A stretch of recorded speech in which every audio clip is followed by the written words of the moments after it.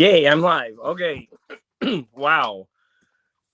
I'm all frazzled because I got my computer, I set it all up, and then it was on Safari, I think.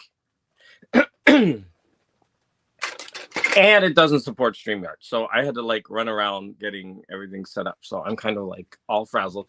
Now I was hoping to use my computer because it's just a little bit more comfortable. The what you call it? Oh wait. Is anybody there? Somebody put a comment. Am I talking into the void? I see Sleepy was on at 9:48. He was on before I was. All right, so I'm just going to pretend like this is working. Hi, this is Garage Geek. Welcome to my live stream. Hi, Sleepy. So, like I said, I had everything set up on my computer to do this, but I was using Safari. So that was a big fiasco. So I was running around. Okay, so thank you, Sleepy. You're the only one here, but I appreciate that. It does not matter. So I don't know. Maybe I should just get you on live, depending on what you're doing. But so let's go ahead and get started.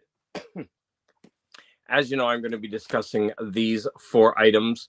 I was going to do M last. So I don't know if you'd like to go over that one first. Since you're here, you could dictate it. Let me know. So, or I was going to do She-Hulk first. So let me know, which would you prefer? If you'd prefer M or She-Hulk to go first. And then what I'm going to do is I'm going to divide this up into like hopefully 15-minute chunks, go over each. And at the end of each section, we'll take a vote on what we'll do for next month. But let me get my throat cleared. I don't know if there's going to be many people here, honestly. Let's see. Where is my... I don't even know where my coffee is. What the hell? I am so unorganized. Hold on, Sleepy.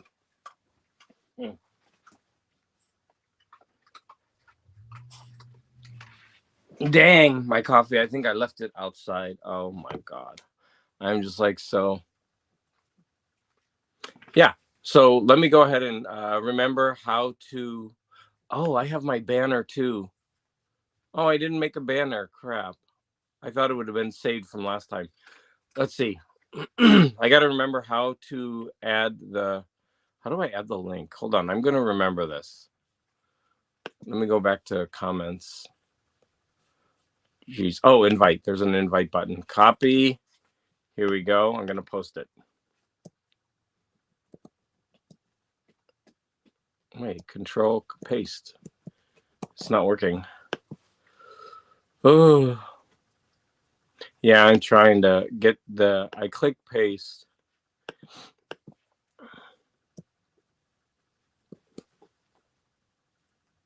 Yeah, it's not pasting for some reason. Oh my God. It worked last time I was in here. I am not going to post this because this is horrible. All right, I'm clicking copy. Guest can stream this on copy. Now, why is it not pasting? Yeah, I did it like 3 times. Control paste. Yeah, it's just not working. Oh, wait. Oh, I see what happens. A little paste button has to appear for it. Okay, it's so crazy. Morton, all the way from the wait, do I say hinterlands? No, the Netherlands. Wow, I cannot believe you're in here, Morton. Hi. I just posted the link if you want to jump in. Because we're the only 3 here. So I know Sleepy's gonna jump in. He said he would. So I'm just waiting. I hope everybody, you too, are having a good morning. I woke up late. I stayed up too late last night. So of course I woke up late this morning. I was running around. I left my coffee outside. Here's Sleepy. Hey, Sleepy. Oh, it said ban. Add to. It said ban me? Yes. It was when I clicked it, it was on ban. They know me too well. Oh, Lord. So please talk because I'm like all frazzled. Yeah. Trying to So get this set up. these These things are not easy to do, right? It takes a lot of practice. Wow. You know, the people who do them really well do them every week or several times a week. I always struggle. But it helps to have someone else here talking, right? While you can look at the comments and other things like that. That is true. So I figured out when you when you paste, you can't traditionally paste. You have to click the little arrow to this, I think. Oh, no. You have to double click and the paste button appears. And you have to click paste. It's different than just, on a document. Oh, my gosh. So tell me, you were inputting all the comics yesterday. Which one was your absolute favorite? Did you have a favorite?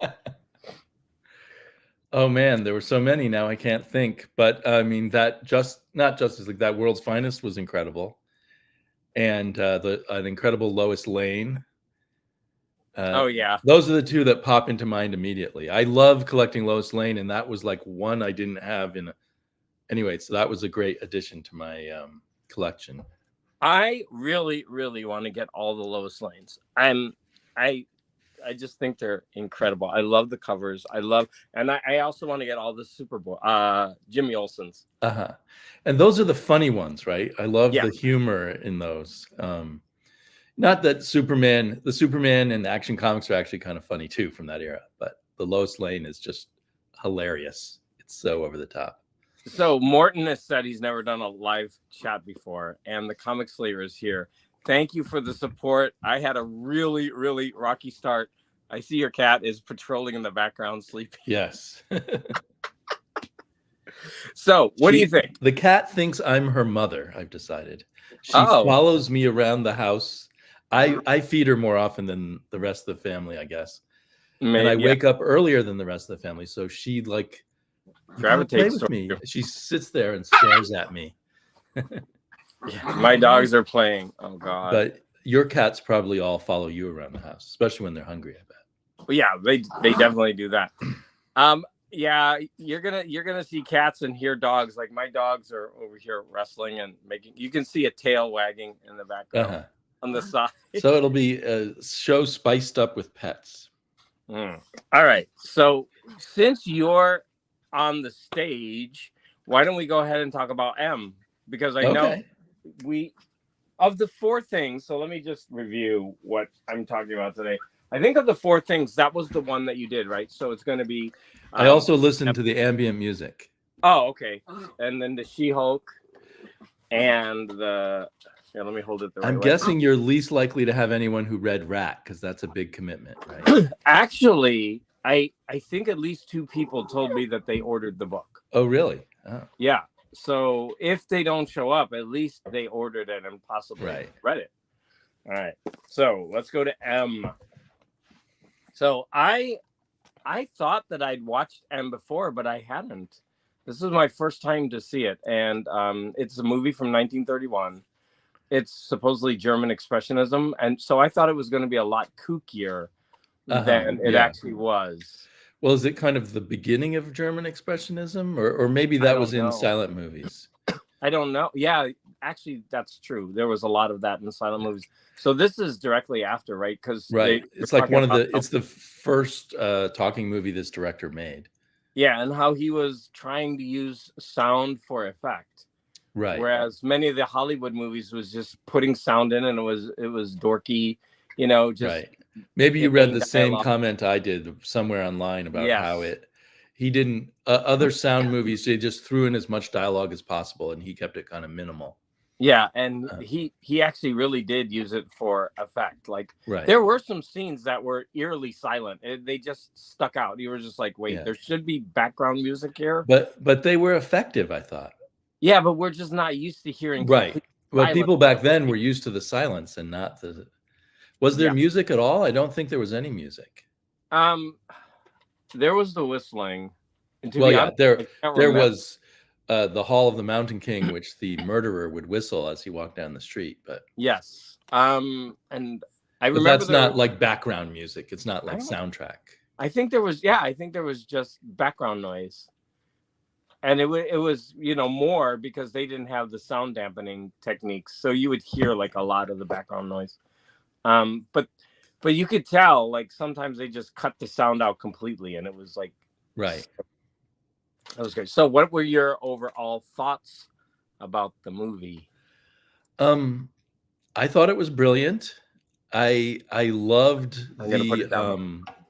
I wouldn't like this in every film, but I love the kind of omniscient viewpoint. It just went from place to place, person to person. And maybe because it's from nearly 100 years ago, 90 years ago, it felt like I was getting to see life in the city 90 years ago.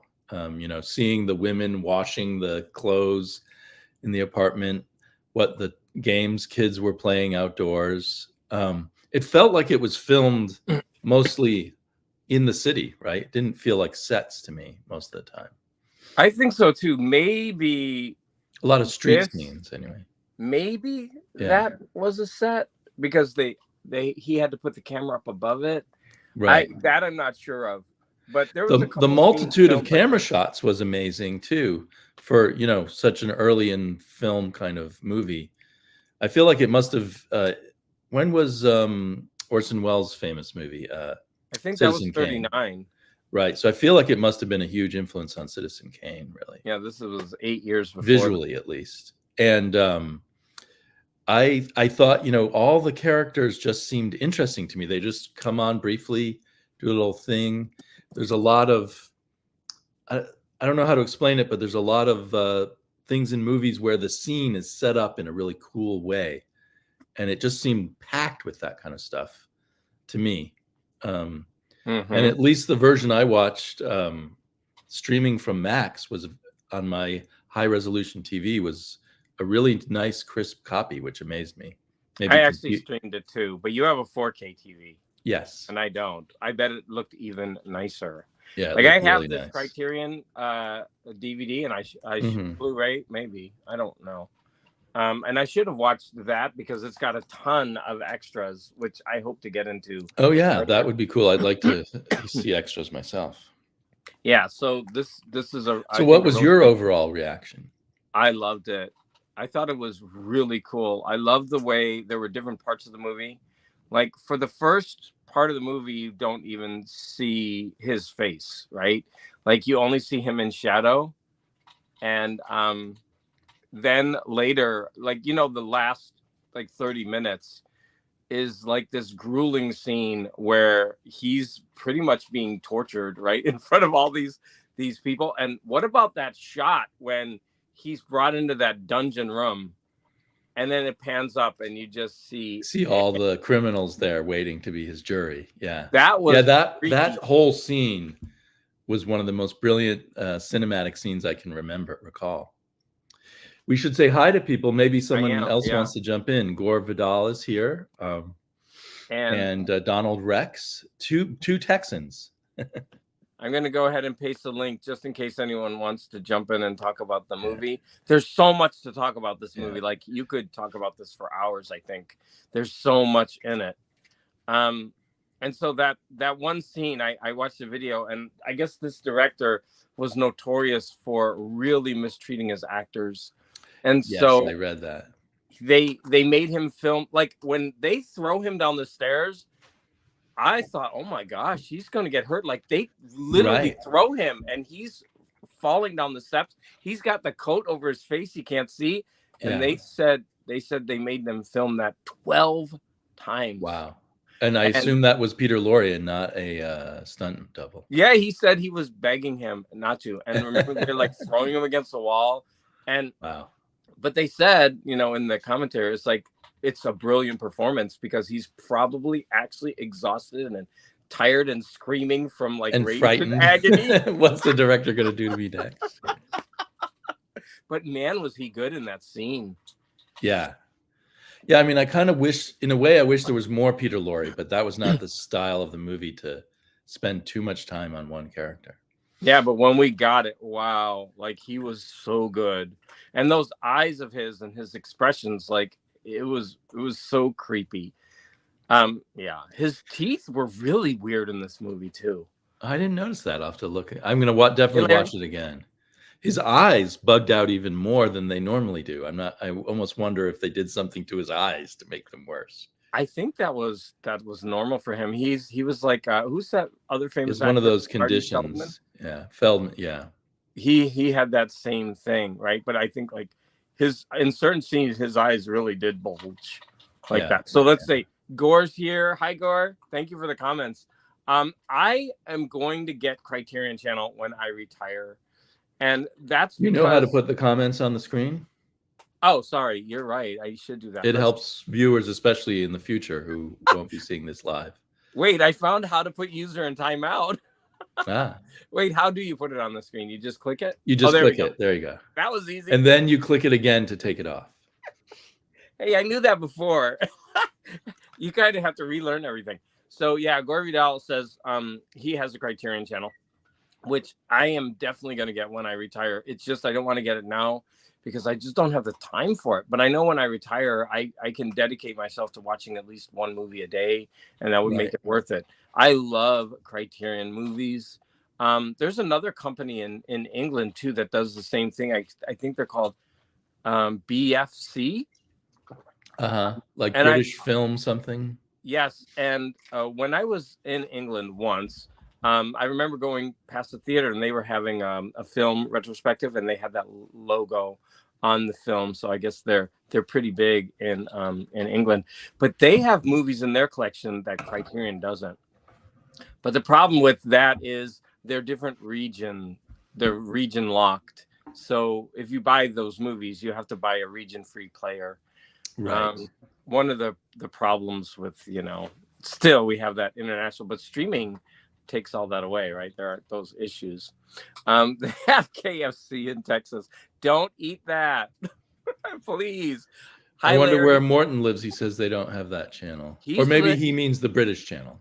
Oh, Morton lives in I'm gonna get this wrong. He's gonna slap me. I think he lives in Denmark. Oh, okay. But maybe he doesn't get either channel. He jumps from city to city in his videos, so I'm often confused. I think he lives in Italy. It's just easier to remember. So yeah, Morton, they probably have some version of Criterion. They must, because now streaming is starting to become more international. Well, but different things have rights in different countries. It gets complicated. Yeah. So he's in Norway, and then he must have said where else? Denmark and Norway. Yeah, because he pops back and forth, and he has his record collection in one place, and then but both of his houses look nice, though. To be honest, Morton, you have nice houses. Hello to Larry. Hello to B-Sides. Pie Face. Where's B-Sides? Oh, there she is. And Pie Face. Oh my gosh, I haven't heard from Pie Face in so long. So I'm so glad that you're here, Pie Face. So back to the movie. So at the end, it does end very abruptly. And I was with like a 30-second scene is the of these women crying in front of the court. And to me, they seem to say it was our fault, like their fault. Well, I think she was condemning society because, they were their children, and they were saying we should have. I thought she was condemning parents. She I think the question was, what are we doing as a society to protect our children? And the question still resonates because we still have these problems. And we just went through this harrowing scene where we actually sympathize with this serial killer. He's being put through hell, and his defense lawyer is saying, look, this is a human being. If human beings are capable of this, then this is something we have to try to understand. We can't just exterminate. Right. We have to figure out why this happens and how do we prevent things like this from happening. But we don't just kill someone like this. And the really interesting thing is the beginning of the movie, he seems like this predator. But in the middle of the movie, we see how tormented he is, right? He's holding his hands over his head when he's singing, whistling that tune. He does not want to do this. And I still had trouble having any sympathy for him. I still sympathize with the criminals and wanted to kill him. And because they made a good point that someday, if he's left alive, he'll find a way to do it again. But the problem with that argument was that the lawyer pointed this out. That's a societal issue. Why does the system allow someone like this, who we know suddenly out again. Like, that's a societal thing. It's a systemic issue that needs to be corrected. Well, part of it was they might let him out of the asylum, and part of it was he might escape. Yeah, it's just called M, Pie Face. It's from 1931. Yeah, and the reason it's called M is actually very clever. I don't want to maybe spoil that bit, but oh yeah, that was that. I didn't know why it was called that either. That was really cool. But when you go to Criterion Channel, the art is just this hand. That's a stylized drawn hand, and I thought that was really cool. Did you see it? No, because I didn't go to the Criterion Channel. I'm sorry, HBO Cinema Max. Oh, now that you mention it, I remember the hand. Yeah, it was like a green and black hand. Yeah, and if you know, like the one that actually had the movie that you clicked on was just a hand, but the one to get into it was a hand with an M on it, which is also important in the movie. Right. So that's highly recommended. That we both loved this movie, and there's so much to talk about it. I give it a thumbs up, a big. Another scene that blew my mind is when the criminals took over the entire office building. That was cool. That was incredible. And again, I'm thinking this is early in filmmaking. These shots and all of this stuff is extremely hard to do. And this movie, maybe it was a very high budget movie at the time or something, because this movie just, pulled out all the stops in terms of fancy things you could do with film. Yeah, I don't know when it was, but I saw a French movie where criminals, and I think there's no music throughout the whole movie, and there's like a 20-minute scene where they take over, like they're trying to rob a bank and they can't make any noise because there's something next to it. And so it's real. It's like silent, and it's full of tension. You would not believe it. And it's very similar to this because they have to break in and go through and take over. And of course, I'm not remembering the name of the movie. That's just like me. But it is on Criterion. And I was lucky enough to see that in the movie theater. But can we also talk about, because you talked about camera movement. One thing that surprised me was they were in a room and he pans up and I was like, what are they doing with this? Because I mean, like, where are they going to go? And it leads to a window of the next scene. And I thought, how did he ever do that in 1931? How did he connect one room to another? And I think he built the stage so that it would go up like that.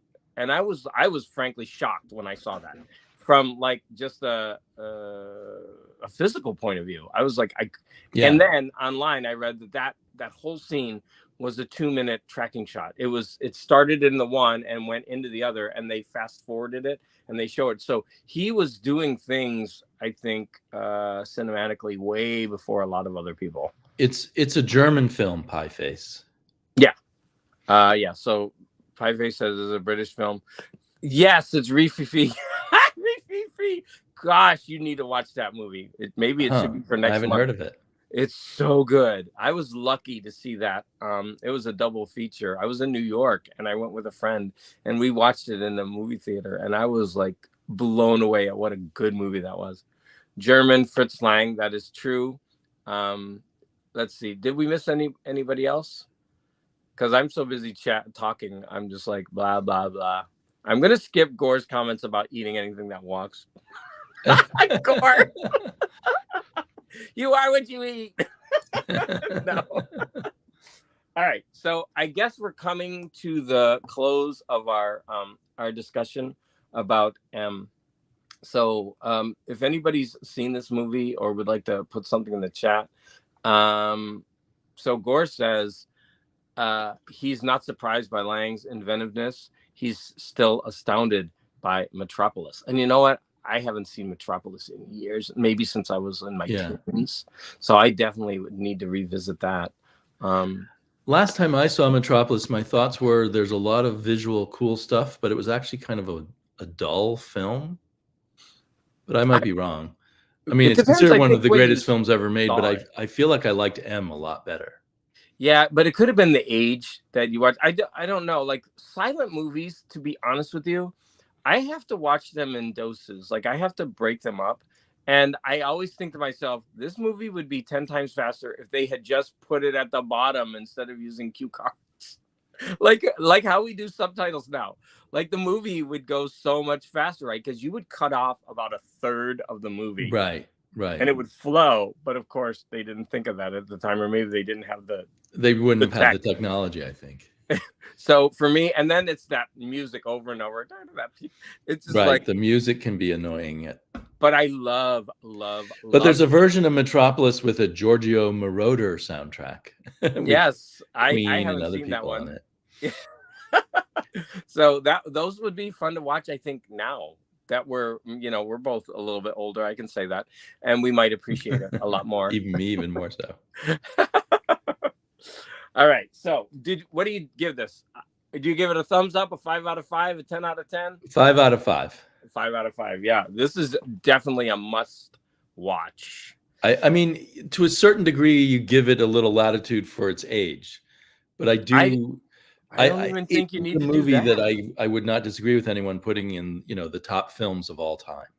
I think it stands up to anything today for inventiveness. Even if it flowed, I thought I would have to pause it and maybe do it a second night, but I didn't. It was captivating for me from the beginning. So Larry says he's seen Metropolis like 35 years ago. I think I've seen the one with the Moroder soundtrack. Who knows? Yeah. Wasn't there a colorized Metropolis too? I'm not sure if that's the same one, but Gore's got 5 out of 5.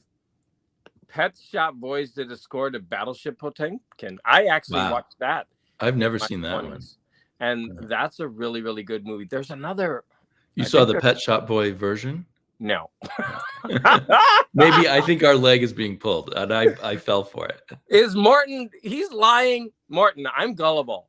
You better stop. I thought people from Norway were 100% honest. Morton, are you lying? Oh wait, he's got a little smiley face at the end of it. That's how we know to see what it's got stars. They should have like a leg that's being pulled. Yes, they should. I believed you, Morton. Dang. All right. So what should I do next? Everybody in the comments. Post the link in again, just because it's hard for people to track back and find. And you don't have to stay. If you want to drop out, you can and come back later. I have nothing better to do. If you don't mind me just here, Let me figure out how to paste again. Here we go. You have to do the weird way to put the link in. If anybody else wants to jump in. Yeah. Okay, so the next. Oh no. We're at the voting. So after we do each section, we have to vote which one we're going to do next month. So I'm all about physical media. So Gore Vidal has a comment. So you go ahead and read that while I look at this stuff. Gore says, I haven't seen Moroder's Metropolis soundtrack, but American Gigolo, an inspirational film every kid should watch like I did, I've seen many times. You just like. I don't know why his mind goes from Metropolis to American Gigolo. He's a high testosterone fellow. I think maybe Moroder did the soundtrack to that one. Oh, did he? Oh, okay. Yeah, I can follow the link. I think.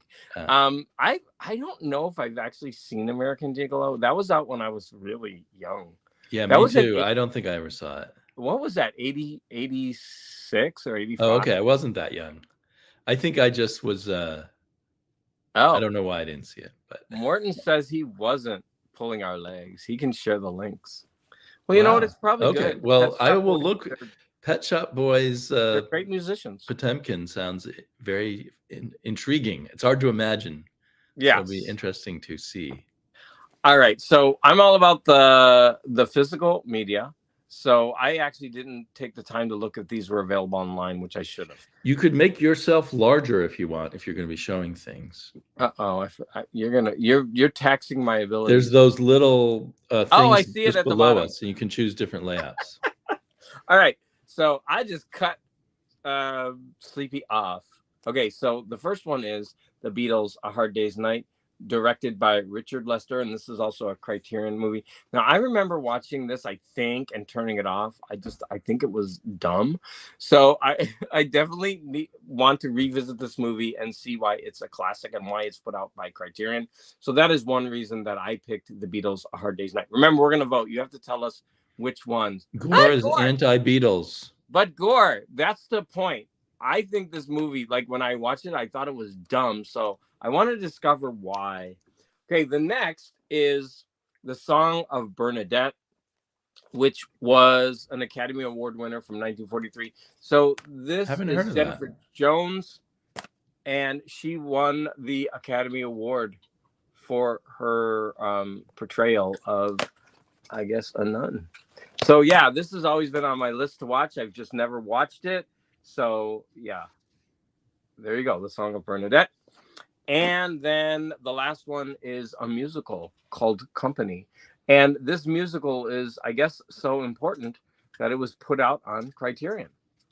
I really like musicals myself, and this is one that I've never seen. And this has a slew of really famous people in it, I think. Well, Elaine Stritch is in it. The rest of the people, I don't know. So I'm going to take it from? A slew of important people. But it is by Sondheim, and I love Sondheim. 1970. And this one is only 53 minutes long. It's not long at all. But wow, does it have a lot of special features on this disc. Yeah. So there you go. Can't take it back, GV. Yeah, that's right. So Gore says Song of Bernadette, never dated a Bernadette, so I can't help you. Oh, wait, let's put Sleepy back on the... Oh, wait, that's a little extreme. How about that? Which is better, this one? I like the less extreme view, but okay. So everybody, please cast your vote.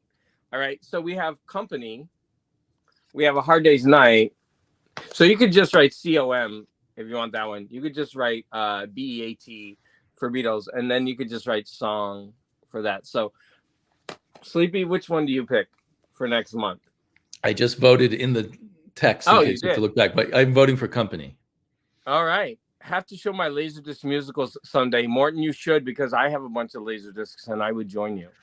Okay. I have 2 big piles of Laserdiscs. I love them. So Sleepy has picked Company because it's short. Oh, my sister's here. I didn't know. Oh my gosh. Look, this is my sister. And she's wait, no, that's not my sister. Pie face. Is she horribly embarrassed now? No. So there's my sister. Wow. And she's voting for Song of Bernadette. Company, we have 3 for Company. We have Libro for Beatles. So far Company's winning with 3. Wait, Libro is Gore Vidal. He's voting twice. Well, I don't know if he voted as Gore. Let's see. Now you're going to confuse me. But he said, Libro said Gore Vidal is out of his mind. Absolutely with you, Sleepy. I guess. Oh, wait, we have 2 for Beatles now. Uh-oh. So, but how many do we actually have for Company? I lost track. So I see Sleepy, Pie Face. I think we have 3 for Company. 3, Morton. But has Gore or Libro voted? Yes, he voted for Beatles, and Larry voted for Beatles. We only have 2 Beatles.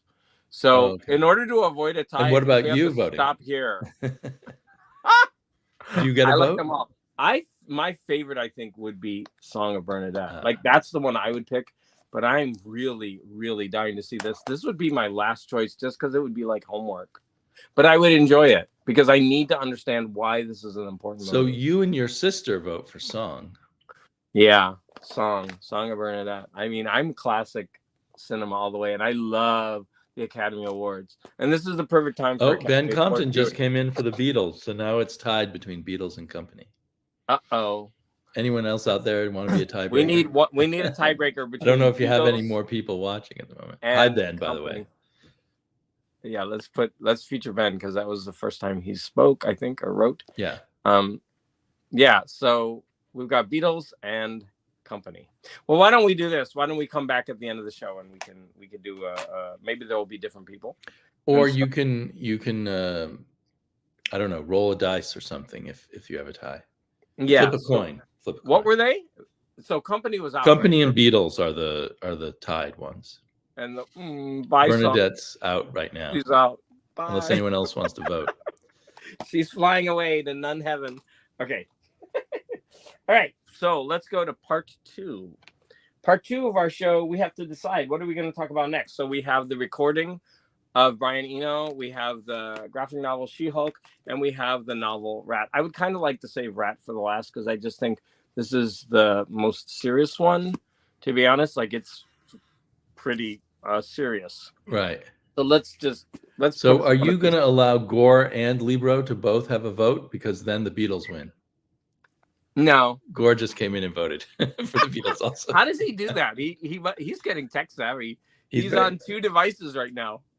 Or maybe he just keeps switching. I don't know. Yeah. Well, kudos to you for being tech savvy. So if someone throw in the comments, which one do you want first, Brian Eno or She-Hulk? What a choice. Yeah. Do you want that? Yeah. Gore's getting out the lawyers. Now we're in trouble. Okay, Donald, the choice isn't Beatles anymore. Donald, we moved on. The choice isn't Beatles. It's one of these 2. Oh, you're not letting Donald vote? Yeah, I guess we have to say that the Beatles won. Ugh, the one that I picked least is the winner. Well, why did you put it in at all then? Because it's in my collection and I need to watch it. Right? And that'll be the easiest for everyone to find. Yeah, the Beatles, A Hard Day's Night. Okay, and look at this. This is like this hefty box set. It's got nice. It's got like this big old book in the middle. Multiple discs. Yeah, back when they did box sets right? I don't know if they still do them. They kind of take the cheap way out for these things. Even there's an interior art piece. I don't know if you could see that. It's like a crowd scene in there. Can you see that? Oh, yeah. That's pretty cool. That's kind of cool. Yeah. That they went to the trouble of printing on the inside is impressive. Criterion does a good job with their stuff. So we're just going to end voting. The Beatles, A Hard Day's Night won by company. Pieface says he mentally tunes out when people are talking about the Beatles for some reason. I get it. I like the Beatles a lot, but there's so much hysteria around them. Like whole channels on YouTube dedicated to them, and just like people lathering on and on, blathering. They're lathering on and on. Well, and as great as the Beatles are, I've heard them talked about so much in my lifetime. And I love all their stuff. It's just like, let's move on. But anyways, now we're adding to it. Thanks, voters.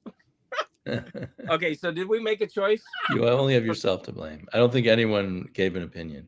So why don't you do She-Hulk? Yeah. You can, if you look below, you can make me smaller, but not remove me entirely. And maybe you can talk about She-Hulk, and I'll just be your like that peanut gallery. Yeah, I'll be the peanut gallery over here. All right. So my dogs, I'm sure you can hear them. They're over here playing. Like, sorry. All right. It's just the way it is. All right.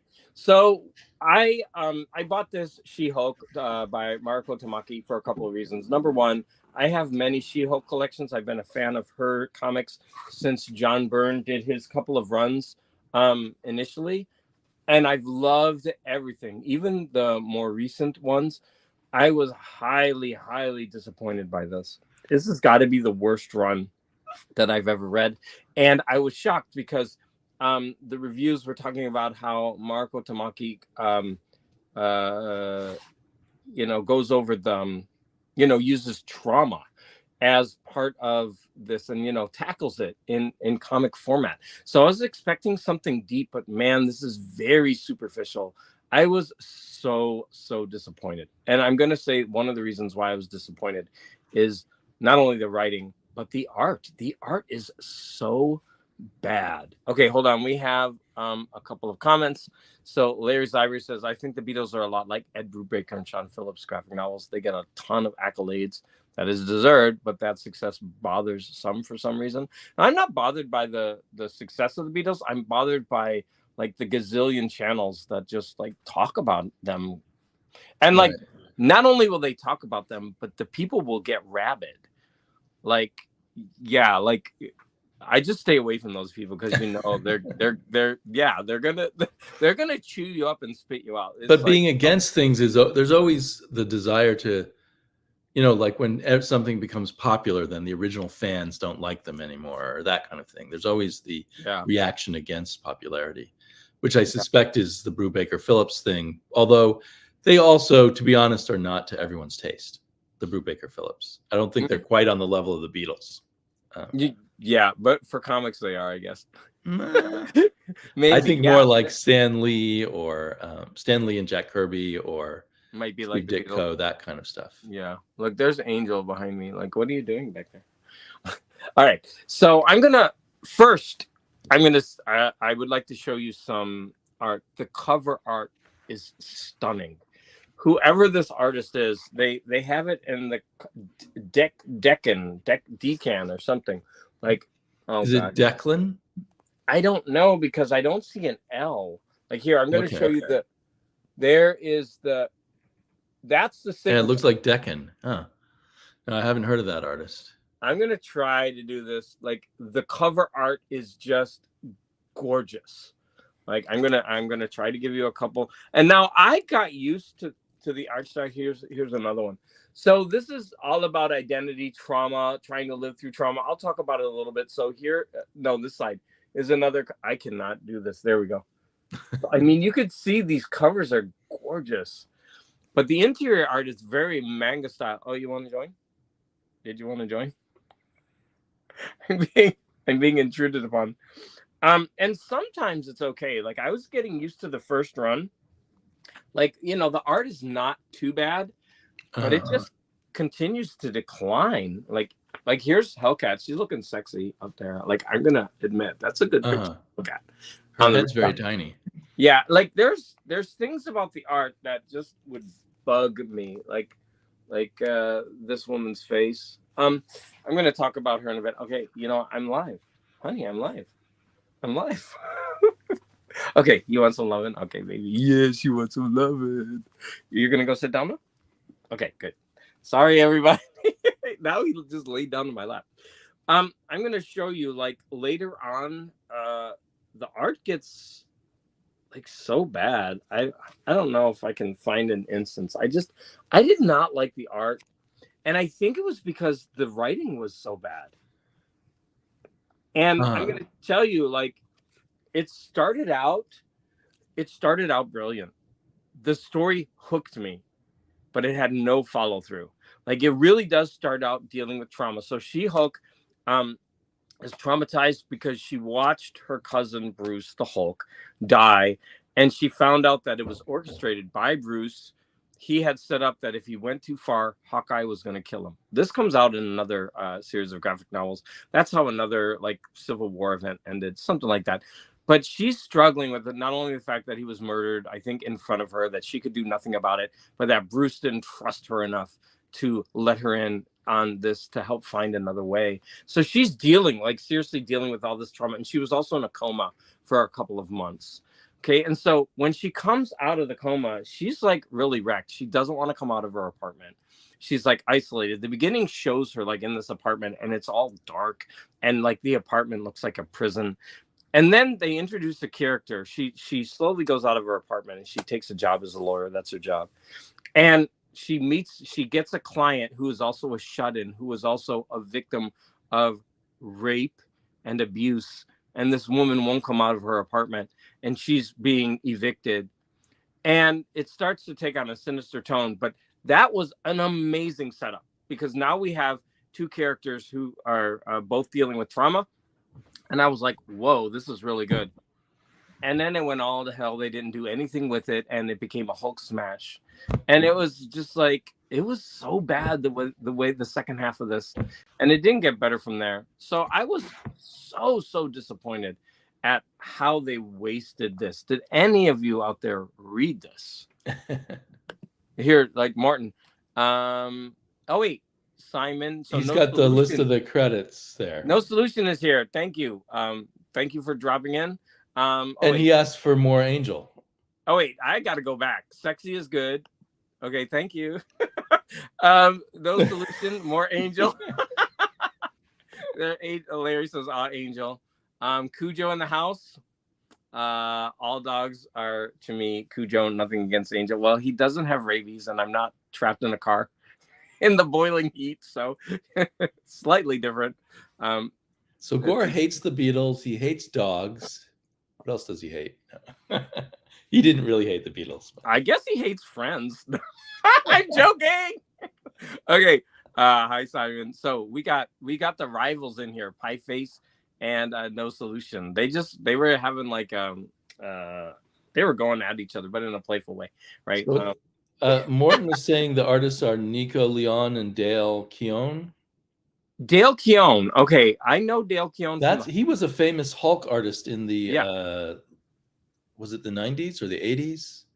Yeah, I believe so. He had a run, and his art is actually really good. I think didn't he do stuff for Image as well? I think so. Yeah, I think he had an Image series back in the Image boom days. I'm not sure if it was Pitt or something like that. Maybe it was Pitt. Yeah, I'm not sure either. But yeah. I don't think this art is Dale Keown unless it's. Could he have been the cover artist? But that's a Decan. Maybe Decan is his nickname for Dale Keown. I don't know. The covers are stunning. They are actually beautiful. The interior art starts off okay. I got really used to it, but it went downhill. They kept changing it every arc. That didn't help. There was no consistency, and I thought the writing was bad. Sorry, I just repeated everything. I was so mad about the money I spent on this. I actually feel like I want to sell it. I disliked it that much, but I have been collecting all She-Hulk. But this was just a bad series. Mary M has popped in. Wow. Hi, Mary. Have you read the She-Hulk by Mariko Tamaki? She's in the car, so I don't know if she will text. Oh, okay. Yeah, don't do that, please. In fact, let me shout out Doug Anderson. He said that he was going to listen in his car and try to join in. I was like, don't. Please don't. I'm like, don't even listen. Just if you have the urge to type while you're driving, please don't do that. I don't want Doug Anderson crashing. Vinyl Richie is here. Whoa. I love hearing your videos when you talk about punk rock. It's very nice. I'm bowing down. He's like vinyl royalty.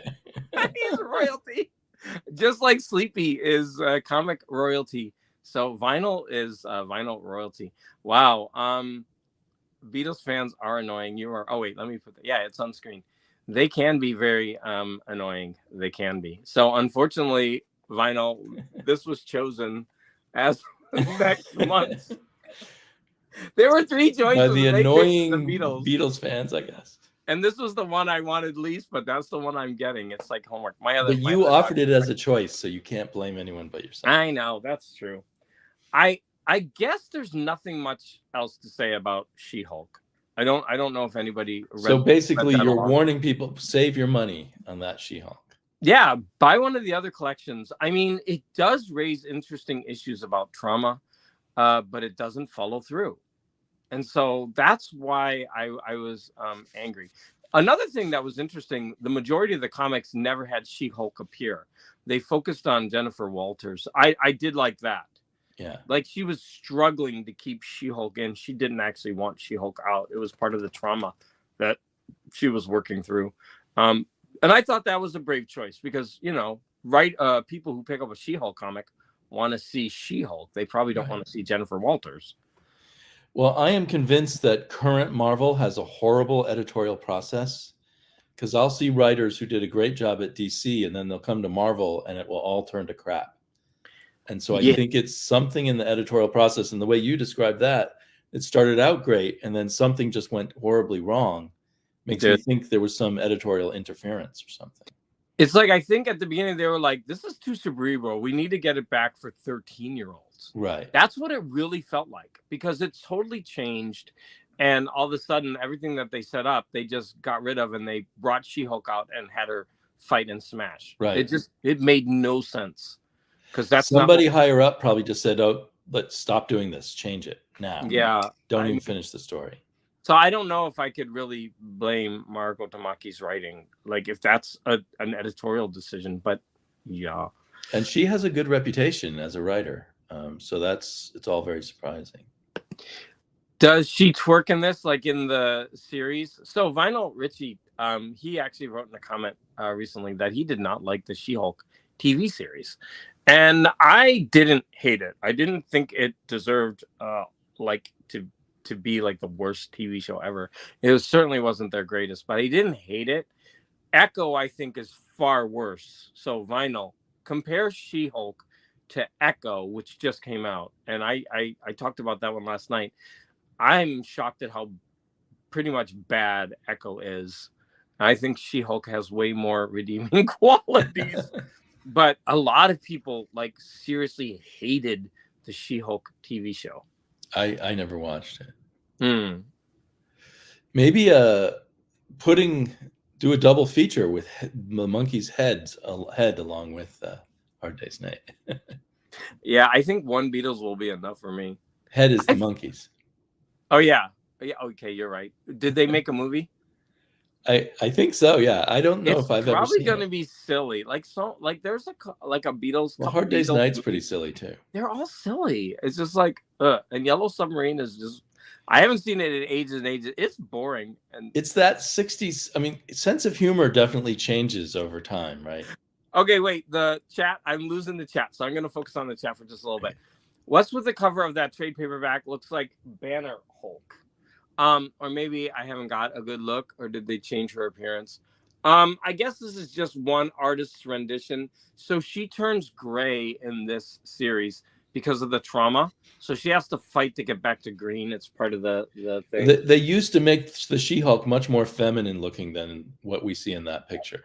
They go back and forth. It really does depend on the artist. There are times when she looks feminine, but there are other times when she's blocky, like the Hulk. Like they can't make up their mind. Right. When there she looks like one of those weightlifters who's taken so much hormone. Yeah, like look at so much treatment that they don't look feminine anymore. She's not blocky there. I cannot get this in the screen. She's that's not too bad. Blocky there, but she's definitely more female wrestler there. Right. Let's go to the next comment. Not too bad. Oh, he's talking to how is he doing? I've had a VCLT. Good. So Pipe Face, if you've made a video, I will definitely try to watch it today. I just realized there's another VCer that I have not seen in a while, and he's someone I used to interact with regularly, and that's T-Cat. So I got to find out what's going on with him. I need to spend this weekend just kind of tracking down some of the people. Like I've been so busy that I've been kind of neglecting people that I used to like always reach out. Hey, I haven't seen a video from you in a while. And I did do that like a couple of weeks ago with Pieface. I was like, hey, what's going on? I haven't seen a video, but I haven't followed through. I'm being a bad YouTuber friend. I've just been busy, so sorry about that. But I'm glad to see you here, Pieface. I always appreciate you. Echo did have some redeeming qualities, as I said, but overall, like the Kingpin, like steals the show. He's the best. So if you like Kingpin, then you should watch this show. And I did like the fact that they used Native American culture and actors. And one of the Native American actors also steals the show. He's so good. He's so funny. But otherwise, I was like, why did you make this? Larry's Library. I mostly like the She-Hulk TV show. It was similar to the the Byrne Hulk comic. It was the second where she's always breaking the fourth wall. And they do that a bunch in the first arc of this, but they kind of abandoned that too. More than one version of Song of Bernadette is available on YouTube. That's good, but since we didn't choose that won't be an option, unfortunately. Gray She-Hulk Burns was gorgeous. Someone needs to check in with Pieface. I'm going to definitely do that. Wrangling with Wolverines. That was a comment that Morton said after my chat, my Friday night chat yesterday. He wrote in the comments about my school children. It's like you're wrangling with Wolverines, and I was laughing about that. Pieface says he hasn't made any videos. I always feel more guilty if I make any videos when I'm not keeping up with at least the people who comment on mine. I actually feel the same way, Pieface, but I go ahead and do it anyway. I figure I want to put myself out there. And I know, for example, if I haven't, like T-Cat, I need to find out what he's doing. I need to like go see. I'm behind on Morton's videos. I'm behind on a couple people's videos, actually. But I know I'm going to go ahead and make that up. So Pieface, I encourage you just to make the videos and you will get caught up, right? We want to see you. We want to know everything's okay. And if we don't see you for a while, we start to worry, actually. So, I mean, I'm one of those people. I'm like, whoa, he's not making videos. I know people can get other interests and do other things, right, for a while, but I automatically think, oh, there must be something wrong. So, yeah. Anyways, let's go. Let's go on. So, we have to vote. Go ahead, Sleepy. I have my next three ready. So, do you give that one 1 star? Can you give 0 stars? Is that allowed? No, I'm gonna probably not that bad. I'm going to give it 2.5. 2.5. And the reason is I loved the covers. And number two, I liked the initial buildup had me thinking. And actually, even though it didn't go where it needed to go, my mind did. And it was making me aware of, like, you know, the different traumas and how people will express, you know, their grief. And for that, I give it props, right? But it failed in the follow through. So, you know, 2.5. I'm not as brutal of a grader as I should be, right? But because you said you were mad you spent money on it, so that's why I was thinking. Yeah, I'm actually not. I'm glad I have it in my collection because I collect She-Hulk.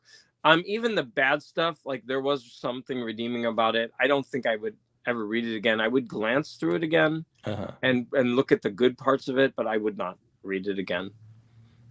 And also, mine got some water damage when it rained. It just you can hardly see it, but it's there. Like, can you see it right here? It's got some does water get into the garage? No, it was I think it was on the, like, when it first arrived, it was on the porch. Oh, I see. When it was just delivered. Yeah. And so I was like, or maybe it was my fault. I left it out somewhere and it got wet. I don't know. Something happened. All right, wait, there's a couple more comments, and then we're going to have to vote on the next comic to read. So, Morton, there are videos I'd like to do, but I know people will give the kind of opinion where I can't keep my mouth shut. I do have other interests in music. Morton, I say do it. I would support whatever you do. I'm one person, and even if you, like, you do a lot of Rolling Stones stuff, and I do not. Sorry, Vinyl Richie, I don't like the Rolling Stones. I mean, I like them, but not enough to buy their albums. I don't understand their appeal. Like, I do actually have a couple albums. I like some of their 80s stuff, but they're just like, ugh, to me. But hey, I love the Rolling Stones. Yeah, see, and I've said on your channel, oh, Rolling Stones boring, but I would never not watch you, or, you know, like not watch your videos because you showed something. Show other things. Do it. I say.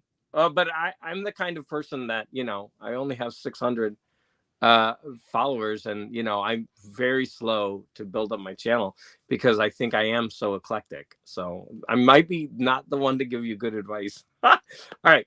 Just make one if you feel like it, Simon. I don't think everyone expects you to keep up on every video. That's true. Morton wrote Woody Allen. As a movie to watch, I love Woody Allen, actually, and I would love to go back through his catalog. David was crying over the bad writing, and some got on the book. Oh, the water. Oh, your tear. It was like a storm. Tear damage. Smile pie face. Vinyl just subscribed. Get ready, Vinyl. You're gonna hear a wall of sound. I love it. So Simon's videos are basically and then he talks over all of that. It's hilarious. So that's what you're gonna get in a pie face video. Yeah, Larry's Library. He also loves the Stones. Yeah, a lot of people do. Don't like Rolling Stones? Unsubscribe. Bye, Gord. Go eat your chicken. No. At least you still have Libro Paradiso subscribed to you. I'm joking, Gord. Don't you dare. Wait, Sympathy for the Devil. I do love that song. I love that song. I don't mind people not liking what I like. Wild Horses is my favorite Stone song. Crickets, like, it's a good song. It's just Crickets. It's boring. No one likes it. Yeah, it's like, no one knew you an angel. Couldn't drag me away. And in fact, Vinyl. Actually, that whole album, that song. Yeah, which one is that? Sticky Fingers. Oh, Sticky Fingers. I like Emotional Rescue. And I was listening to it I was like 2 days ago. That's the song for people who don't like the Rolling Stones, probably. But I love the entire album. And I like when he sounds like Prince. And so then I was listening to the song where it's a country song, right? And he's driving through Bakersfield. Oh, right. And then, right. I thought of Vinyl Richie for some reason. Like, I was in the shower and I thought of Vinyl Richie. Poor Vinyl. When I heard that line, because he lives in Bakersfield. Sympathy for the Devil. But I make a video about Woody Allen. I'm just getting behind. and have Rowan Sinatra. Yeah, you're gonna get a lot of reactions to a Woody Allen video. That's for sure. Oh, okay. Painted Black. I love Painted Black. Okay, good. All right, I'm kind of caught up. So now we have to vote on the next comic book / graphic novel to read. So the first one is Stitches, and this one was a National Book Award finalist. And I guess it's an autobiographical. Oh, it's a memoir. So that means autobiographical. And it is in black and white, but it looks like a very fast read. I've had this on my shelf forever, and I've just never read it. So it's time. So Stitches. And look at that cover. That's awesome. The other one is quite pricey, but I just bought it, and I'm definitely going to read it. And that is going to be Richard Stark's Parker, The Complete Collection by Darwin Cook. Maybe if you don't want to maybe pick just one story if you want. Oh yeah, the first arc. The first arc. That's a good idea. The first arc, which is The Hunter, and it is 148 pages. Yeah. And you can get if you live in the US, you can get those on Hoopla. Oh, and you can also just buy them individually. You can, and they're very cheap. You can buy the first set in like a collected, non-collected edition. And the final one is Jimmy. I cannot remember the name of this. And Jimmy, the Smartest Kid on Earth. No, that's not right. The Adventures of Jimmy Corrigan, the Smartest Kid on Earth. Oh God. Now, I read. Oh God, kill me now. No, I read the other one by this guy, and it was the best graphic novel I've ever read. I read that one, and after that, I could never read anything by what's his name? Okay, you're just souring it. I'm trying to influence the voters. You're biased. All right, so this book will make you want to crawl into a dark cave for a week. Okay, so now no one's gonna vote on this one. Okay, so I need your votes. Is it gonna be Jimmy Shoot Yourself in the Head? The first of Darwin Cook. Look at how shiny that is. The first of the Parker, by Darwin Cook, which is about a gangster, basically. No, it's not a gangster, a career criminal. Or Stitches. I believe they're all readily available. None of them are out of print. This one you could find on eBay super cheap, I'm sure. So we got one for Parker. That was probably me. Oh, Stitches. 2 for Parker. Okay, everybody who is possibly going to read this, go ahead and vote. We got Parker, Stitches.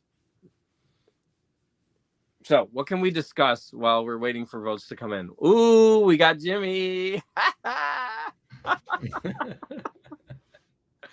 Well, luckily I've already read it because I'm not going to reread that one. Where is Gore? Gore left when I said unfriended. What do you think, Gore? Maybe Gore is gone. I mean, people come and go from live. That's true. Live shows. They're busy. Parker. Life goes on. Or Jimmy. All right. So Morton has Annie Hall on Criterion Laserdisc. I've seen it, but I didn't like the cover of it, so I didn't buy it. We have 2 for Corrigan. Gore has gone for Corrigan now. Yeah, we have 2 for Corrigan and 2 for Parker. So we and 1 for Stitches. So we need a tiebreaker, y'all. What's your vote? Oh crap. I'm gonna say Stitches. Okay, so now we have a 3-way tie. I know, because I just had this one the longest on my shelf, and I bought it because I want to read it, and it really does look good. And it's also out of the normal comic book. It's more like a book in comic form. And so I think because you're kind of a literary type. You kind of slumming when you're in comics. It's better to get the high tone comics. Yeah. So I'm just like, yeah, that's mine. So we have another. Wait. So we have another part. Wait. Libro put both, so you're out, Libro, because that's Gore anyway. And then No Solution put Jimmy, but you already said Jimmy. Oh no, you didn't. So Jimmy is now winning. Jimmy Corrigan's winning. Jimmy is winning. I'm going to tell you all, Jimmy is going to be the probably the hardest to read. It's going to be the longest with the most text. I should have said this before. It should be easily available at libraries because it's such a well-known book. In the more serious world. But I am very looking forward to reading it. Let's see. So I guess it's going to be Jimmy Corgan. Any final votes? Because we have 2, 2, and 3, I think. Right? Can I put in a vote for Sleepy Book Reader? No, because I disregarded Libro Paradiso's vote. All right, I guess it's going to be the difficult one. Jimmy Corgan is the winner. Oh no, Vinyl came in for Stitches, but I think that still makes Jimmy the winner, right? No, that makes a tie. A tie again. Jimmy Corgan and Stitches. I need a tiebreaker. Who voted for Parker? One or two of you vote for one of these. Re-vote and vote for one of these instead. Okay. Because we have to have a tiebreaker. Easy or tough? Easy or difficult? I'm throwing in for Stitches then. Okay, Stitches. It's 2000 again. Parker versus Corgan. Stitches. All right, let's just do Stitches. I think it's the much easier. I think you could like fly through this in an hour and a half, whereas Corgan will take you about 8 hours minimum. So we're doing Stitches. Sorry, Libro, you're out. All right, so we have so far Beatles and Stitches for next month. Okay, so now we're gonna go on to Ambient 1 by Brian Eno. Maybe you should put the link in. I know no one's coming on but me, but you've got a bunch of your VC people. Maybe they want to talk about Ambient 1. Sorry, you're right. I forget to do these things. Thank you, Sleepy. Damien, I should say. Okay, it didn't paste. In my head, every time someone says VC, I think Viet Cong, but... Hold on, I got to grab the link again. It won't paste. All right, hold on. I'm learning. There we go. Yeah, if anybody would like to jump on, I forgot to say that. You're more than welcome. We don't have to talk about one of these. You could just say hi and BS for a bit, and then we're going on. But the next thing that we're going to discuss is Brian Eno's Ambient 1, Music for Airports. Okay. I don't see anybody jumping in, so that's okay. So you listened to this, right, Damien? I've listened to it 2.5 times. Okay. I listened to it about 18 or more. Like I was listening to this on repeat a lot. I also listened to 2, 3, and 4. I listened to his whole series, but I definitely listened to this the most. So what did you think of this? Well, I had it in my head what Brian Eno would do, and it wasn't at all what I thought he would do. Tell me more. I don't know quite how to put it, but I thought it would have a little bit of a higher energy and a little bit more electronic-y. It seemed a little more like Windham Hill or something. Okay, I get that. And I don't know if Windham Hill existed when he started this, but you know that Windham Hill sound of music. This was in 78, I guess. Originally recorded in 1978. I think Windham Hill started in the very early 80s. Maybe. I think maybe this was even an influence on that kind of music. Yeah. So there is some history that I could say. So he is the one who coined the term ambient. And he had he was trying to do something with this music. And many people argue that he was successful, he wasn't successful. So he wanted to provide I'm probably going to say this wrong because I was going to take notes, but I didn't. But he wanted to provide the quintessential background music that would just flow. And this one was supposed to be to make people comfortable in a stressful situation. So flying or, going on a trip in an airport is usually very like I'm going to not hold this up anymore. It's usually a very stressful situation. I'm also going to make you equal now. I feel like I'm talking down to equality. So do you think it would be good at airports? So this is what I'm going to say. I like this. It's really, really good. One of the tracks took me out of whatever I was doing. So I didn't think it achieved the purpose that it was supposed to, right? It's supposed to be this calming, lulling background music. But track 1 definitely has a melody and a tune, and I could hum along and sing with it.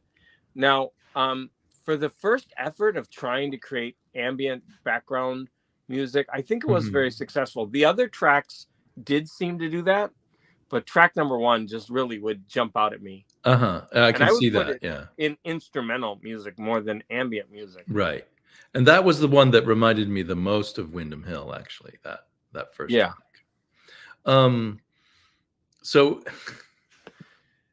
I'm picky, right? I didn't feel like that was right for airports, but I thought it was right for some other situations. And I was just in a situation where I would have liked some music like that. It's a little bit personal, but I had to go get a standard test that you have to get when you're my age, where they anesthetize you. Oh, and yes, if you want to, they anesthetize you. And so when you go there, they bring you into a curtained off place, and the nurse sets you up, sticks stuff in your arms, and then they just leave you. And you're just lying there with nothing to do for like 20 minutes till they show up to take you to the operating room or, the examination room.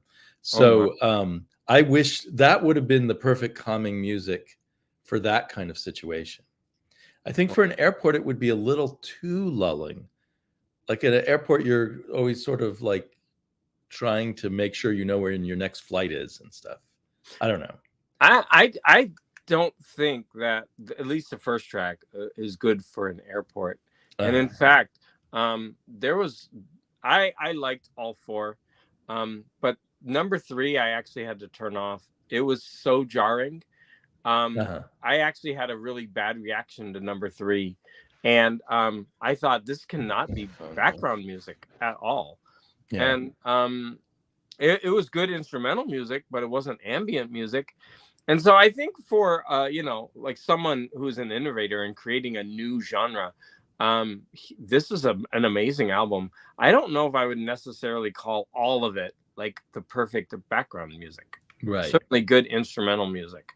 But if you listen to ambient has come a long way. Like true ambient music is kind of like, it's like in waves, and it's just you listen to it and it's calming, and you put it on just to calm yourself and relax. That's what I think of as ambient, just background music that doesn't, you kind of tune it out, but it's there, right? And you're just kind of following its rhythm, even though you don't really realize you are. Kind of thing. That's what I guess that I don't mean this as a pejorative, but it was kind of sleepy music to me. Yeah, but I don't think I could, like, I actually put this on to fall asleep once. And it didn't work? No, the first track is pretty jarring. It doesn't. It just didn't feel like an airport to me. Like I wanted something with a little more of a you want tinkling pulse to it somehow. Oh, we have a contender. Let's add Psycho Cleveland. Oh wait, every time I click on it, I'm trying to ban somebody. Sorry. Let me add to stage. It's all black though. I don't know what's going on. Hi, Psycho. Are you there? Something went wrong. You could remove him and put him back in and see if that works. Oh, he did. Oh, so Larry knows Cycle, so Cycle is there. Did you click it by accident, Cycle? You could put it in the comments. For me, ambient was always come down music after a raid. Well, and there's a suggestion of Angry Samoans as airport music. I don't think so. Cycle going live. I don't know if what I saw was live. Actually, I don't know what that was. Angry Samoans is a good airport music, maybe for vinyl. Is that calm punk music? Is Angry Samoans calm punk music? I've seen some Samoan men, by the way. Man, they're hot. Sorry, vinyl. I'm off topic there. No comment there. Yeah, everyone's like, what? Let's see. Yes, punk rock at the airport, though. That would be kind of interesting. So there is a band actually called Windham Hell. They're a heavy metal. They're like a dark. I'm gonna have to look that up. Yeah. So they've been talking about it in the chat. Let's go back to it. A black metal band from America called Windham Hell. But I guess the singer committed suicide. It is not, that's not a good thing. Not cheerful. Ambient on the Future Sound of London, which I love. So is there a definitive box set edition of the Ambient? Because he did what he did. He did 4 of them. And he's done a lot of instrumental music since, and I actually listened to his most recent one last year, and it was phenomenal. The first Ambient one that I listened to, the songs are just like 1 1 1 2 2 1 2 2. But then I did glance at Ambient 2, and there the tracks all have names. Yeah, Ambient 2 had a lot more tracks, so I was wondering if it was a lot different. But I guess there was a theme to that one that I forget. They had more of an idea or a structure. It almost tells a story or something. Yeah, so that's that. Any final comments on Ambient? Oh wait, what would you give it out of a 5? I really don't. Ultimately, I don't know what to make of this music. Like whether I don't even know if I like it or not. Huh, that's interesting. So maybe a 2.5. I guess a 2.5, but it could change. Like maybe tomorrow I'd play it and I'd go, "Oh, this is a 5." I think maybe because it's ambient, it depends on where I am at the time. Some people place this as the #1 ambient album ever made. It is listed as the #1. They place it on the top out recordings ever made. It certainly is important and influential. Like it paved the way for so many other ambient musicians, and like it's an important record, right? Is it good? I liked it. I listened to it over and over, and I never got tired of it. So I'm gonna have to say I have to give it a good rating. It is not a go-to album for me. It's not like, oh, I've got to listen to this. But when I'm reading or something, this would be the perfect music to put on. It would definitely be. Now, Cycle is back, but I'm just seeing hair everywhere. I'm gonna try again. Cycle Cleveland. Oh wait, he didn't get in. Add to stage. There's a dog. Oh, there's a dog. I was like, there's hair everywhere. It's a dog. Hello, Cycle Cleveland. Hi. And dog. Does Doggy like Ambient 1? Music for airports? What do you think, honey? Hello. Do you like it? What do you think, baby? Can you hear my dogs eating? Oh well. This is an interesting participant. I do not mind having the little pooch there. That is so cute. So the next recordings for next month, we have 3 again to choose from. So the first one is going to be a really classic jazz album called Time Out, the Dave Brubeck Quartet. So this is, of course, I know the song, the main song, and I've listened to this, but I've never really like delved deep into this recording. So there's that. The next one is a Pulitzer Prize winning album called Become Ocean by John Luther Adams. They give the Pulitzer for music? Yep. This one won for symphonic recording of the year. But it was about, I've had this. It's John Adams, did you say? John Luther Adams. Be careful. There's a John Adams too. I only know John Adams. I don't know John Luther Adams. I think John Adams is the one who wrote the opera scores, like Nixon in China. Exactly. So this is a different. I've actually listened to this numerous times. I already love it, but I think it would be good for a wider audience, and I need to revisit it. And he's done a cycle of these now already. And so I would actually like to listen to more of them this month. So that would be a good opportunity. Oh, I should make myself. Oh, there's Vinyl. I'm adding you to the stage, Vinyl. Hey. Hello, Richie. I'm introducing what's next. And finally, oh, good. This one's for you, Vinyl. The third choice is Mark Lanigan Band Blues Funeral. So this is an amazing recording. I actually saw him do this live. You definitely know Mark Lanigan, right, Vinyl Richie? I'm not sure. The name, I know the name. Is he from the Screaming Trees? Something like that. Okay, yeah. So one of the grunge bands, Screaming Trees. I think that's from Mark Lanigan. But anyways, those are the 3 choices. But let's take a break from voting to say hi to Vinyl. What's going on, Vinyl? You want to come up, baby? Come on. Jump. It sounded like you're asking Vinyl to come up on you. Yeah, come on, baby. Come here. I was getting a little worried. Moment. Yeah. My dog wanted to come up. Don't make fun of this dog. He needs a haircut. You know, I'm gonna cover them up. I have quite a few Eno albums, but I never listened to the ambient ones. They're just one of these days I'm gonna purge that shit when I get to them. to me, it sounds ambient music seems like anybody could do it. That's my impression. I don't know. I know I'm totally wrong, but it doesn't seem like it takes much effort. So how do you feel about symphonic music in general? I used to love going to symphonies, like live, especially live. I don't have any on vinyl anymore because the snap, crackle, pop bothered me. I kind of tend to prefer it on CD actually. But yeah, I don't listen to that anymore. I mean, I'm at the age where I got to narrow down what I listen to and just listen to what I really want to. And I think I'd rather listen to the Angry Samoans than Beethoven at this point in my life. Yeah. So, I also, what about electronic music in general? Because I think ambient is kind of a combination of electronic and symphonic, or maybe instrumental. Yeah, some electronic music's pretty good. I mean, I never dove into it that much, but I think one reason that I get more into instrumental and symphonic and classical is because I like something on while I read.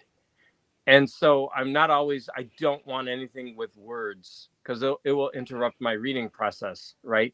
So I really do gravitate toward a lot of classical and instrumental recordings. Yeah. So, see, I'm not much into background music. Yeah. Do you read? Sorry. If you read, like, do you listen to music while you read? The last thing I read was that Kingdom Come, the graphic novel. The 4-part series, because I made a comic tag, and I thought, you know what, I haven't read these in like almost probably 20 years or so. So I started reading some of them, and I'm really enjoying it. But God, I can't jump back into that rabbit hole, man. It's true, but a good way to do that is your local library will often have a lot of that for free that you could download and just read and then return if you're interested. Like, they have a lot of titles. So if you download a title, you have to return it? Yeah, that's how I listen to all my books. So that's funny. It is, but it's the way for them to retain copyright. Yeah. Like, you don't get to own it. But couldn't you copy it? Probably. Yeah. You just take screenshots. But who's gonna like? Yeah. I mean, I wouldn't. 4-hour book, right? Recording, but people do because they post it on YouTube. But I mean, there's always ways around copyright. But if it's a comic, you could just take screenshots of the whole thing if you want. Yeah. But the library is just such a great resource. Is kind of what I was saying. It's like you can get movies for free. Like, you can watch TV shows for free. You can get magazines. Like, there's so much in the library that people don't realize that is all free. And as soon as they did digital, they put so much of that stuff available. Like, I'm listening, every book that I'm reviewing, I've not paid for. It's all been free through my public library. And these are amazing books, right? They're not second-rate books. So are you actually reading them on the laptop, or are you just listening? You could do both. They have way more ebooks than audiobooks. But I listen. I don't read them. But you certainly can. I don't like reading on I don't either, on the screen. I just don't. So you're actually not reading then, are you? You're cheating. I do. No, that's absolutely not true. Another friend of mine says that. And the auditory experience can be just as valid. And in fact, it could be even better, because they have actors acting out the voices. And when I listen, for example, a lot of the Booker Prizes that I listen to, they often have accents from people in different countries, and they bring the characters to life with the voices. So I'm going to cry BS on that one, Vinyl. But you help teach kids how to read. I think it's been proven that you retain more when you actually read something than if you just actually watch it on TV. But I'm not watching. Okay. All right. Yeah, that's a good point. You're not watching. That is a good point, actually. I am usually driving. What are you doing? I'm driving. If you don't mind me asking. I'm driving. Oh, okay. Most of it's on my commute. Okay, that's pretty cool. You got a long commute? Usually about 25 minutes in the morning and about 45 in the way home. Yeah. So it's a good use of time.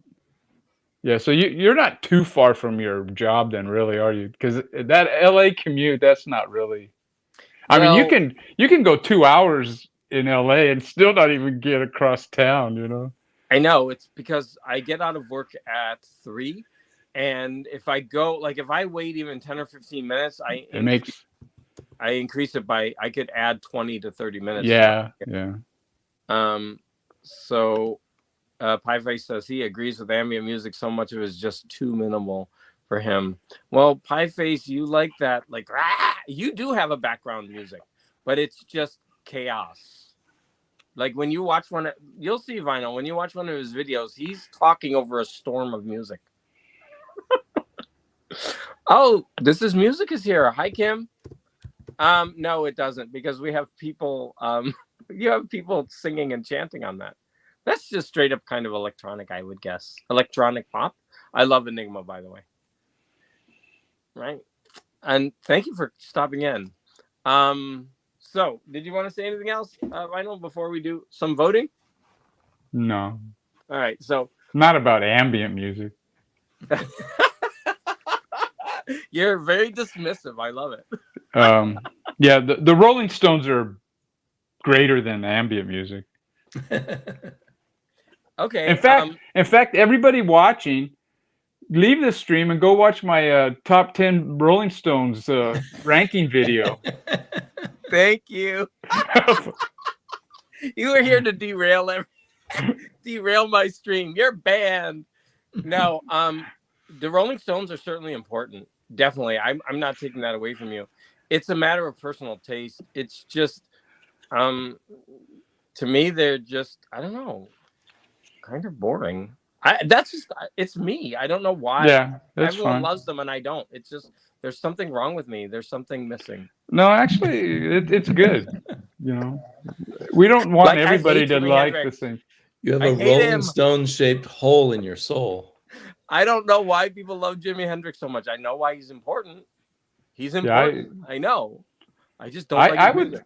I would say Jimi Hendrix and the Rolling Stones are in my top 5 of all 60s bands, at least. I know. So many people worship both of them, and I'm just like, Purple Haze. Like, I don't want to hear it.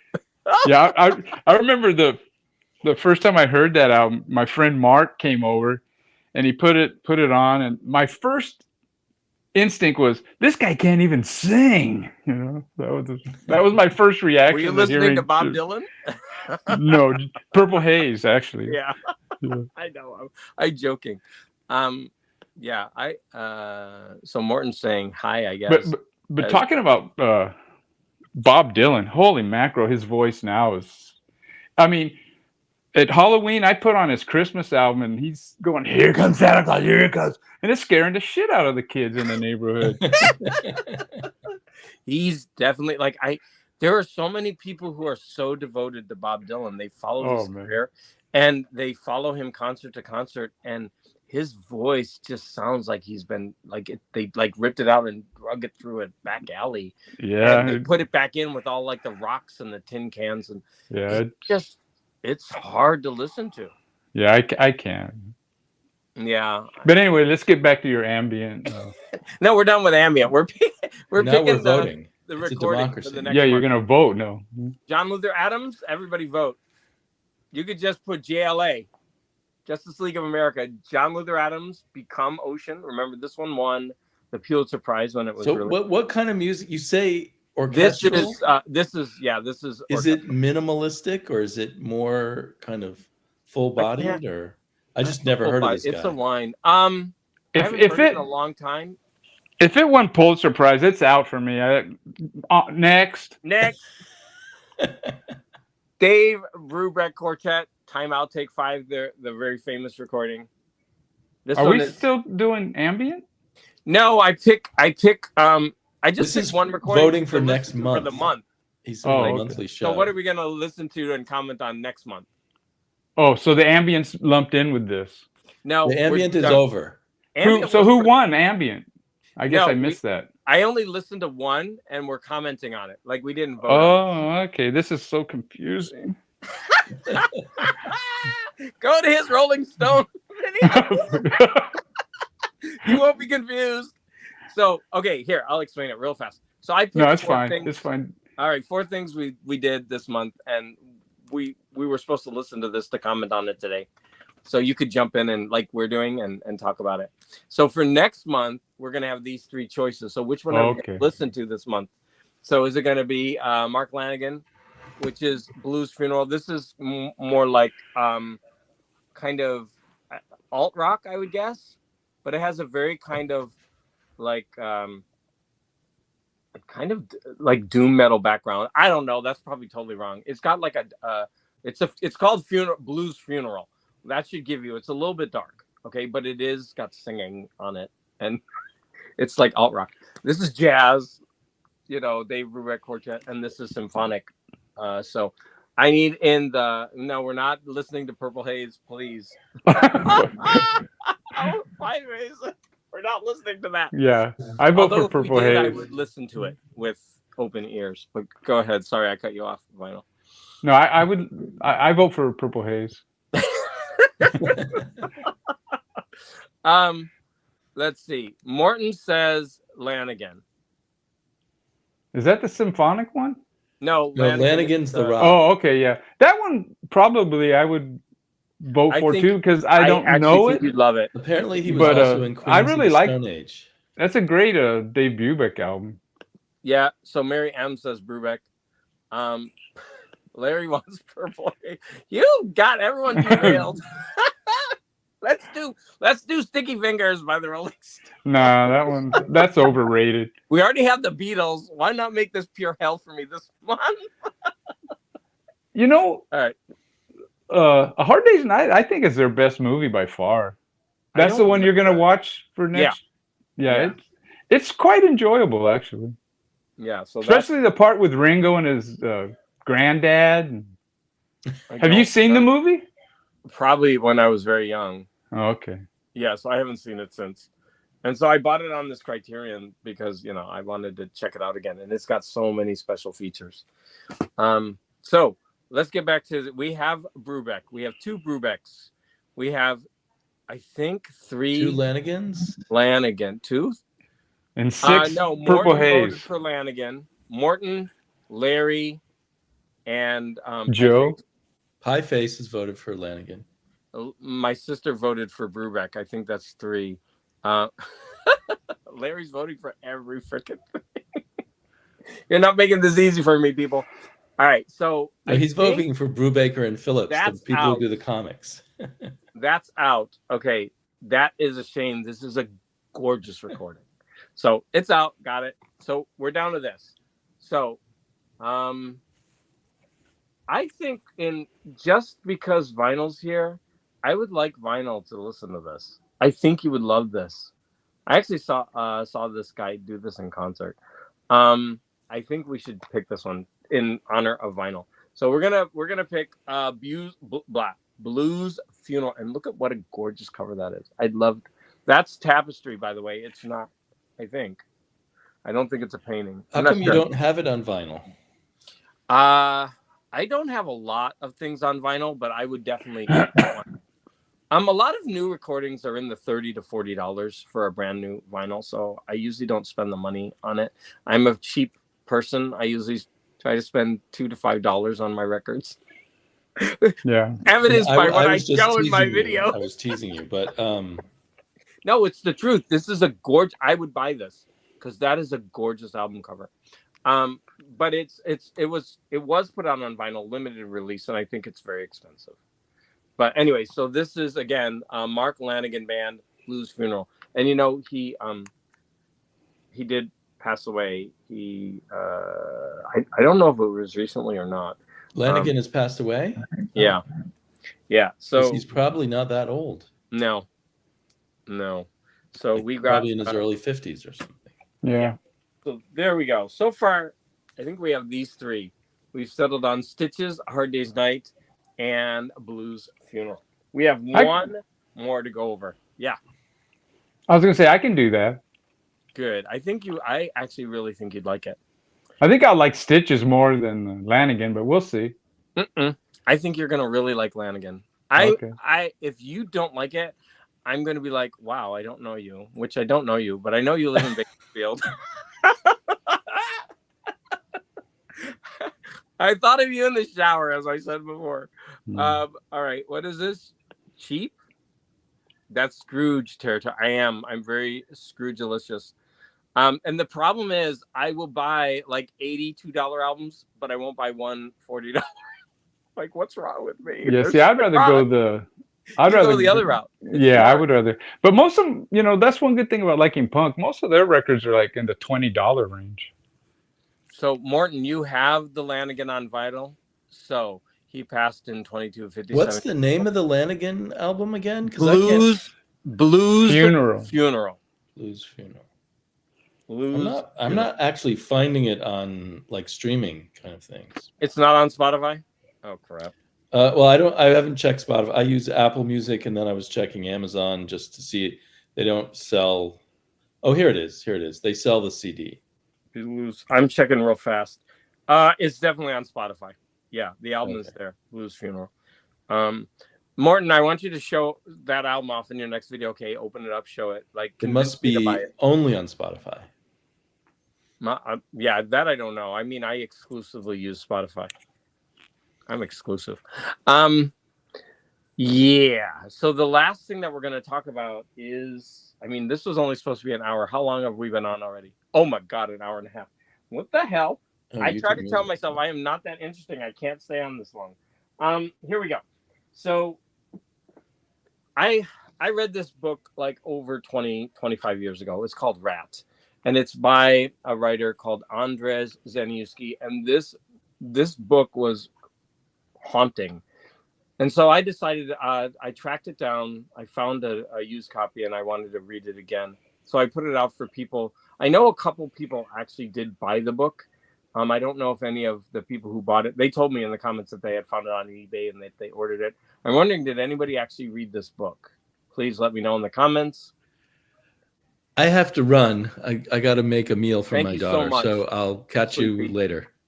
Thanks a lot for having me on, and nice to meet you, Richie. Later. So this book, I don't know. Did anybody? Yeah, nothing wrong with being cheap. I remember you mentioning it. So this book is brutal. It's the first person point of view of a life of a rat. Now you might think that's stupid, like anthropomorphizing a rat. But the way that this book is written, it just is very matter of fact. It doesn't put emotion in. It's just what this rat has to live through. I don't know. I don't want to go into it too deeply if a lot of people haven't read it. I'll just do very quick like this. What this rat goes through and what this rat does is brutal. So anyways, I was hoping someone had read it. This book is online. You can't find much about it. This writer was supposedly set for a breakthrough in the English speaking world. I don't think he ever published anything else in English. I cannot find anything about him. There was is this another one we're voting on, or you're just talking about it? Yeah, no, this one is the one that we were supposed to read for today. Oh. And then the voting will come after. I have 3 books to vote on. So I've already gone on an hour and a half. I'm not going to spend much more time on this. This book is brutal. A lot of people online point out what's wrong with this book. There are a lot of things wrong with this book. But man, this thing is so worth reading. But I guess nobody else read it. This book is amazing. Okay, I'm going to move on. So the three books for next month are The Amazing Mrs. Cadabra. Now, the reason I'm picking this is that this is All Sorts of Words. He's a YouTuber, and this is his self-published. I think it's his first book, and he's already publishing another one. I went ahead and bought it, and I started, and it's actually really good. So this is choice 1. This is an actual YouTuber. Then this is a science fiction classic called The Day of the Triffids by John Wyndham. British writer. And then another science fiction classic called Random Acts of Senseless Violence, set in like a post-apocalyptic future by Jack Womack. So we've got two kind of downers, science fiction, and then we have more of an upbeat kind of kids fantasy. So Clive has already voted on Day of the Triffids. Yeah, no solution. No one did the homework. It's true. Okay, so we have Day of the Triffids. And seriously, I spent the whole week reading this book, trying to get through it. I'm glad I did, because it's an amazing book. Amazing. Nasty Boy and Wet Wang. So this is music is trying to get some beef started. Nasty Boy and Wet Wang in the same chat. No, they've been civil to each other, Kim. So see, I started. Yeah, I would vote for the YouTube guy. I'm going to support the YouTube guy. Yeah. So I don't know if you know All Sorts of Words. He's a new YouTuber. He does. I don't know a lot of words, but I know a few. That is true. So Morton, you posted a video about Mark Lanigan. So and you showed the record, and you recommended on it. Yeah, I mean, I commented on it. Yeah, I do remember that. I think I knew there was an album out because you showed it. So we have 2 Day of the Triffids, and we have 3 Day of the Triffids. So I think we're going to go with Day of the Triffids by John Wyndham. Woo! Oh my gosh. I have talked so long. It's almost 2 hours. I can't believe I've been on for 2 hours. That's crazy. So yeah, let's shut this down, huh? Yeah, let's do it. Can you say something profound to end this since you're on stage? It's got to be profound. Yeah. When are you going to send me your email so I can send you those Mighty Samson comics? Oh, my email is dmolinero33@hotmail.com. Okay. But you could, listen, you could forward to the end of this when it's posted. Yeah, that's what I'll do. DMOLINARO33@hotmail.com. But I need your address too, because I'm going to send you the, you'd like that album, wouldn't you? The Tom Waits album? I think you'd like it. I probably would. He covers somewhere, I think. I mean, okay, yeah, I'll email you. Oh, so yeah, D Molinaro, and then it's 33 at the end because I was 33 when I started my email. That's TMI, I think. All right, so that was your profundity to end the show. Yeah. Thank you for coming on. Thank you so much. Yeah, I'm going to end it, everybody. Thank you so much. Bye.